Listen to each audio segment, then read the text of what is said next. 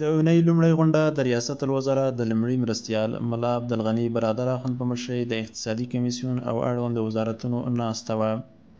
په یاده غونډه کې ملا صاحب د تدارکاتو ملي ادارې ته دنده وسپارله چې د برېښنا شرکت د 78 جنراتورونو د بیا ترمیم چارې دې سرته ورسوي.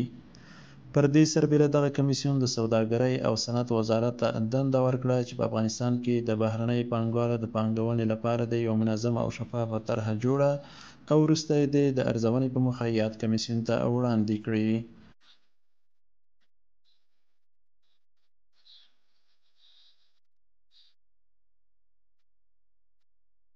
د اونۍ په دویمه غونډه کې د ریاست الوزرا لومړي مرستیال ملا عبدالغني برادر اخند د افغانستان لپاره د اسلامي همکاریو سازمان له ځانګړي استازي طارق علي بخیت سره وکتل.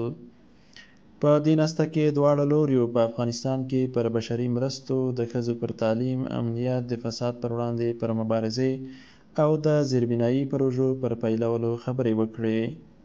ملا صاحب د اسلامي همکاریو له سازمان څخه مننه وکړه چې تازه یې په افغانستان کې د خپل دفتر پر پرانیستلو سره فعالیت پیل کړی دی.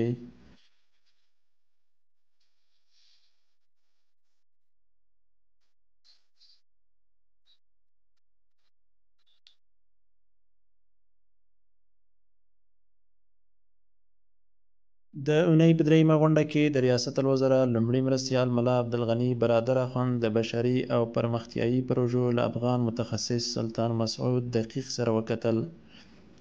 ملا صاحب افغانستان ته د ښاغلي دقیق د راتګ هرکلی وکړ او زیاته یې کړه چې په افغانستان کې اوس مهال د پانګونې لپاره شرایط برابر شوي دي.